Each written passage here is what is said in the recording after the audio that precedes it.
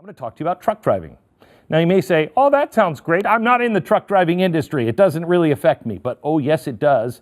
In fact, it affects all of us. And it is only one industry that is on the precipice in the next 10 years of profound change. But now let me show you how important this industry really is.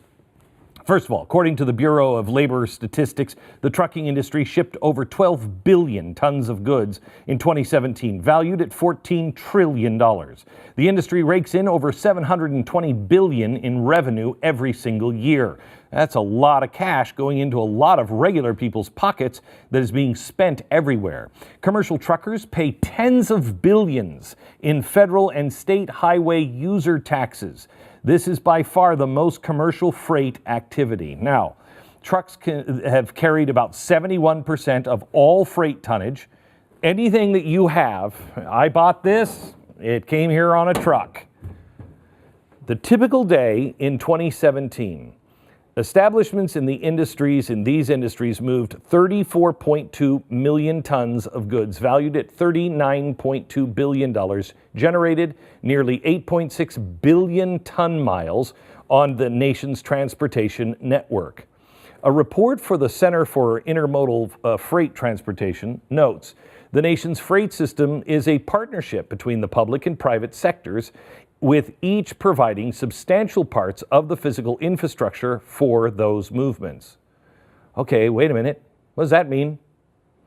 A public-private sector and partnership. Hang on, what does all this mean? Meaning everything, every industry is reliant on trucking.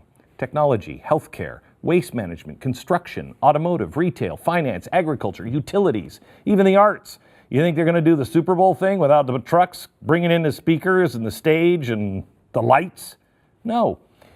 So it is really hard to overstate how important this one industry is that usually just appears to us to be an annoyance because, oh, I'm just behind this stupid semi-truck.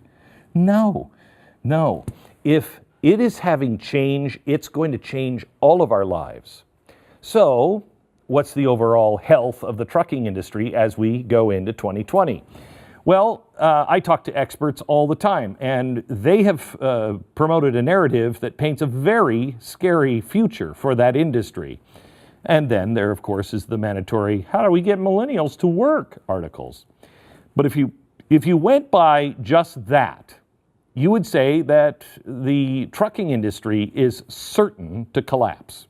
The industry is currently short about 51,000 for-hire truck drivers, and companies are pulling out all the stops to attract and retain new workers, including sign-on bonuses, loan repayments for their training, and even more flexible scheduling. This issue is so acute, it's even caught the attention of the White House.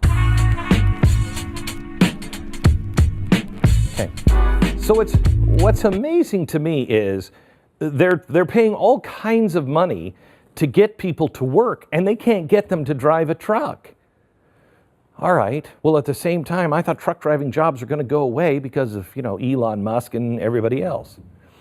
So here's the thing. There's a split here, but either way, profound change is coming. In reality, most analysts and experts in the trucking industry are optimistic about the future of the industry. The American Trucking Association estimates show that the industry will grow 3.4% every year by 2023.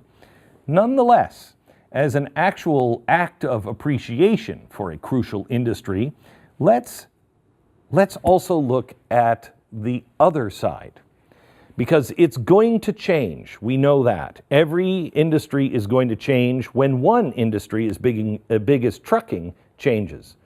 So let's just say that for whatever reason, everybody who drives a truck, the 1.8 million truck drivers, boom, all of a sudden disappear or lose their ability to drive a truck, and they're now in an unemployment line. This would be catastrophic in and of itself. However, if they all disappeared or lost their ability to drive, on day one, within 12 hours alone, food supplies sharply diminish. Convenience stores, smaller grocery stores run out of food quickly. The average grocery store, I think, is restocked, 8 times a day? Hospitals and nursing homes start to run out of supplies. Mail stops. The U.S. Postal Service comes to a halt. UPS, FedEx, DHL, all of them come to a halt on day one. Then, as time goes on, gas becomes harder to find. Gas prices soar. People frantically line up to fill their tanks. Manufacturing jobs stop. Day three, ATMs run out of cash. Food shortages become more serious. People start to panic as essentials like boiled water and canned goods just vanish. Gas stations now completely run out of fuel. Piles of garbage line the streets in most of the suburbs and the cities. Ports are crowded with container ships piling up like garbage. That's week one. No more fuel. Silence as engines stop everywhere. The highways and the roads would be motionless because we lost the truck drivers. Hospitals would run out of oxygen supplies. Business lose access to their money.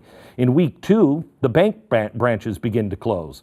Every couple of weeks, truckers deliver chemicals to all water treatment plants in order to keep our drinking water safe. Without those chemicals, clean water becomes increasingly scarce. Within a month, the nation's clean water supply is completely gone.